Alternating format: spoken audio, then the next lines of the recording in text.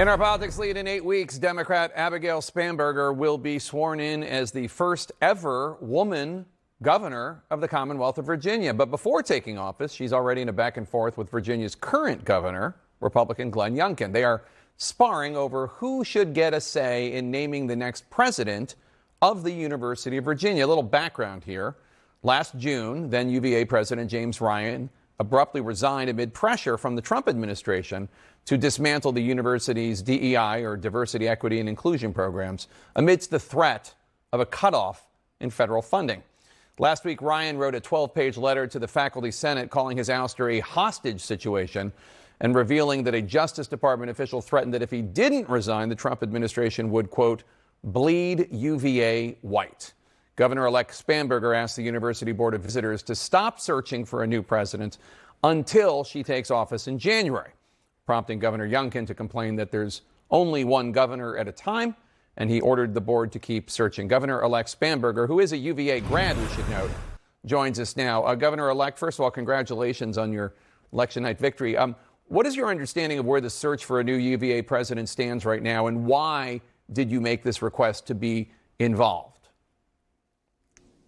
So importantly, and I thank you for having me on. Importantly, this matters to people across Virginia because UVA is one of our flagship universities.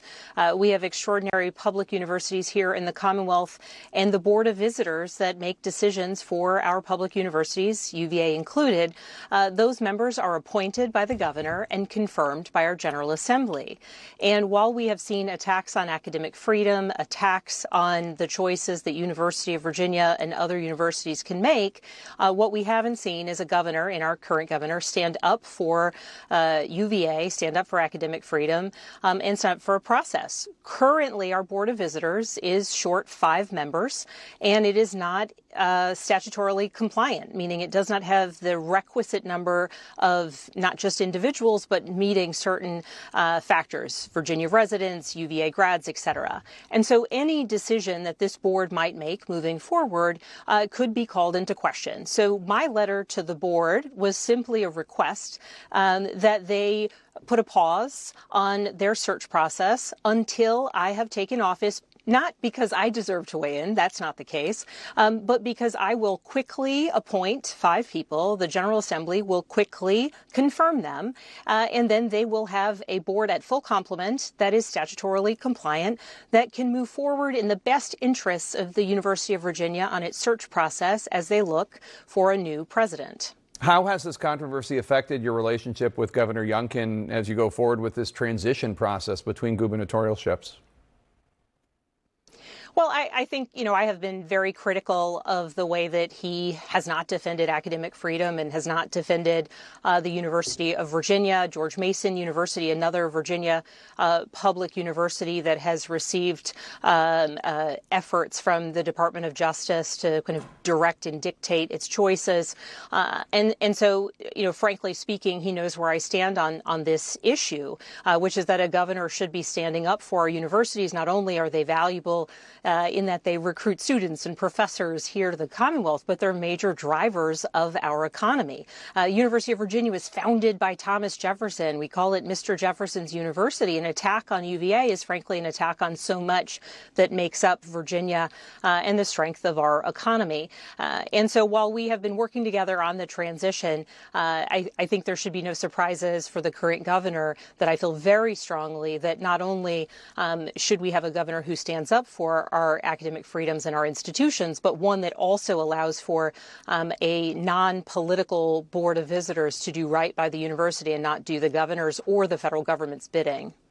I understand what you're saying about academic freedom, but what do you make of the argument that colleges and universities can be more receptive to criticism, that they have, in many cases, become hotbeds of progressive ideology that have resulted in incidents of anti-Semitism, incidents where conservatives don't feel like they can even just speak about their beliefs?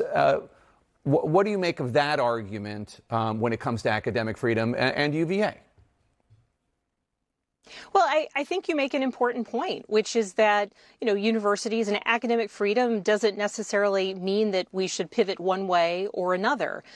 Dissent and discourse on a university campus is an important part of learning and development, but it also needs to occur within certain parameters where all students on campus feel safe. And those things should not be, and they need not be, mutually exclusive or in inherent conflict. But unfortunately, what we have seen, and you mentioned former President Ryan's letter. He laid out very clearly in his letter the efforts that the University of Virginia had undertaken to ensure that they were meeting the requirements of this current presidential administration, and that they had taken those steps while also endeavoring to uplift a community where students from across the Commonwealth, rural communities, agricultural communities, urban communities, suburban communities, people of all different backgrounds and experience sets can come and prosper and learn and debate and foster that type of discourse that, frankly, is good for society as a whole. And unfortunately, what we saw as it related to his ouster from the university was a mandate from the federal government and essentially a requirement that UVA fire him or that ultimately that he resign. Otherwise, federal grant dollars, research funding, all of it was under threat.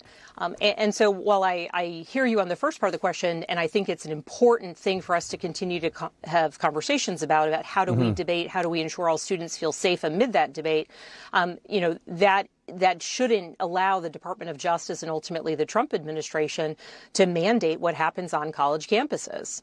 Virginia Governor-elect Abigail Spanberger, I have a lot of other questions about other topics, the Democratic Party and affordability and this and that, but we are out of time. I know you wanted to talk about this breaking UVA story. Please come back, okay? Can I get a gubernatorial promise from you that you will come back soon? I would love to come back and talk about all the things that we are doing to focus on affordability here in the Commonwealth of Virginia as we prepare for swearing in come January. We're going to be ready to move and address the issues that have been pervasive in every corner of our Commonwealth, issues that are top of mind for the people that I look forward to serving. All right. Thanks, Governor-elect.